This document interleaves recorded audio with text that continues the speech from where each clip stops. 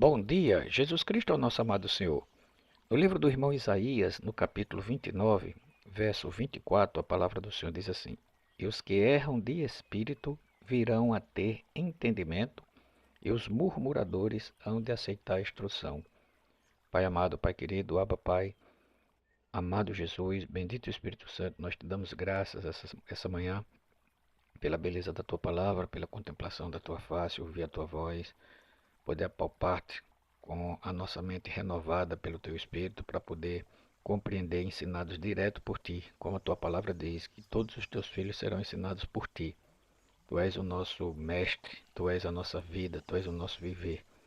Guarda-nos em ti, Senhor. Livra-nos de todo mal. Alimenta-nos mais e mais de ti.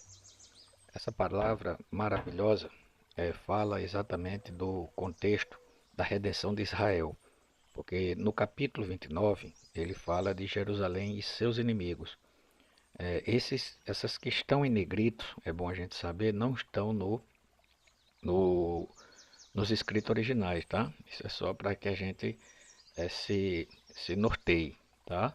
Porque a Bíblia, os originais não tem capítulo nem versículo. 1200 e alguma coisa foi que fizeram a divisão em capítulos e versículos para entendimento.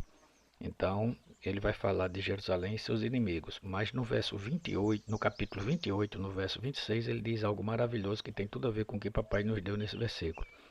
Ele diz assim: Pois o Senhor Deus assim o instrui devidamente e o ensina, no contexto do que papai é grande em sabedoria.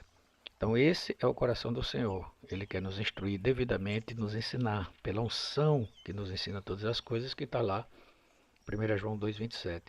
Agora, o contexto que a gente aprende aqui no Senhor e crê é que os que erram de espírito. Aqui o contexto, tá, é negativo, porque a partir do verso 9 do capítulo 29, tá, é a cegueira espiritual e a hipocrisia do povo.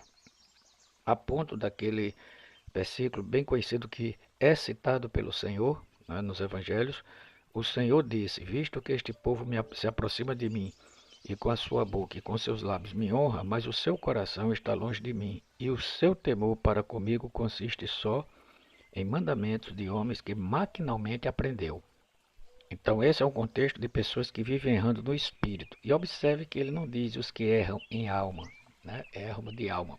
Porque temos aprendido que a alma ela tem três faculdades: a mente, a emoção e a vontade. E temos aprendido que nós somos receptáculos, nós somos o que reagimos, vimos no pão e água anterior, né?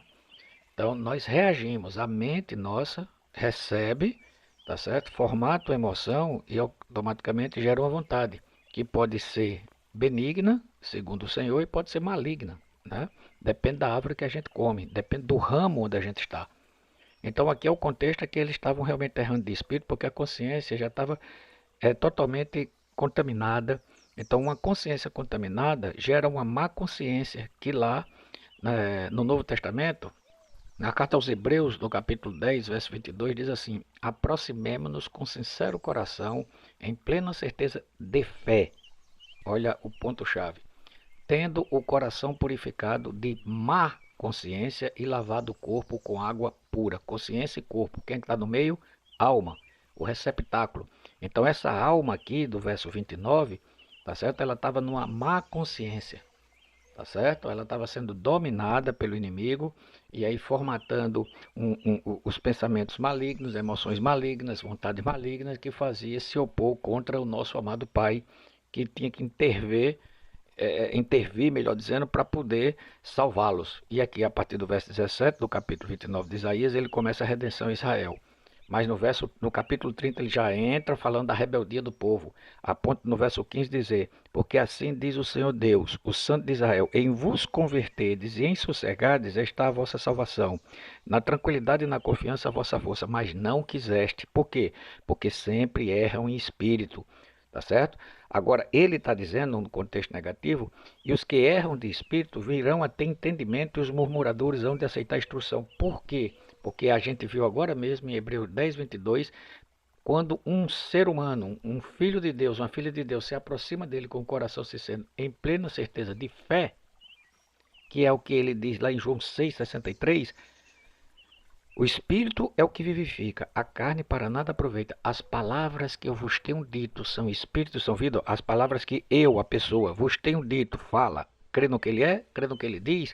Então aí eu começo a obedecer, aí esse contexto já sai de um contexto negativo e já passa para um contexto de vida, já passa para um contexto de justo, de justiça, né? Que lá em Romanos 4 diz que o Senhor morreu pelos nossos pecados e ressuscitou para ser a nossa justiça. Romanos 4, do 23 ao 25. E no capítulo 5 diz, justificados, pois, mediante a fé, temos paz com Deus. Aí sim, nesse contexto, vamos andando por fé. E aí vamos alcançando a maturidade, porque é a resposta que nós damos, a luz que nós temos recebido do Senhor, pela comunhão que temos com Ele a todo instante, comendo e bebendo, a solitude, que é o silêncio para poder ouvi-lo, né? A devoção, palavra perdida ao longo do tempo, que é se aproximar daquele, tá certo? E ouvi-lo atentamente, apegando-se ao que ele fala, conduzidos pelo seu amor. E aí a carta aos Hebreus novamente vai nos ajudar, quando ele fala de 7 glórias do Senhor, no capítulo 1, né? Que havendo Deus outrora falado muitas vezes e de muitas maneiras aos pais pelos profetas, nesses últimos dias nos falou pelo Filho, a quem constituiu o herdeiro de todas as coisas, pelo qual fez o universo, ele é o resplendor da glória, né, sustentando todas as coisas pela palavra do seu poder. Se você ler lá, fez a purificação dos pecados, né, sentou-se a majestade, tornou-se tão superior aos anjos. Leia lá o capítulo 1, do verso 1 ao 4, 7 glórias. Aí o que é que ele diz no verso 2? Por esta razão, a glória, que é o Cristo amado, né, importa que nos apeguemos mais com firmeza às verdades ouvidas para que delas jamais nos desviemos. Então, se vivemos assim, segundo Isaías, né, ele vai pegar o contexto que Paulo nos deu agora de manhã, quando interpretarmos ou equivocarmos naquilo que estamos recebendo da luz dele, tá certo? Ele diz que vai nos consertar e vai nos dar entendimento. Por quê? Porque agora nós estamos andando segundo a luz que estamos recebendo dele. E aí o caso em contrário acontece em Hebreus também 4. Temamos, portanto, verso 1, que sendo-nos deixada a promessa de entrar no descanso de Deus, suceda parecer que alguns vos tenham falhado, porque também a nós foram anunciadas as boas novas, como se deu a eles. Mas a palavra que ouviram não lhes aproveitou, visto não ter sido acompanhada pela fé naqueles que ouviram. Está vendo a coisa terrível? O que é não viver por fé? Quando não se vive por fé, vive pelo certo e errado. E onde tem certo e errado, tem confusão, porque é da árvore do conhecimento do bem e do mal. Mas onde tem fé, ela diz o que é certo e diz o que é errado, baseado na vida. Completamente diferente e abismal a diferença. Que o Senhor nos livre e nos guarde de andar no certo ou no errado, mas pela fé, para termos entendimento quando nos equivocarmos daquilo que Ele está nos dizendo. Amém.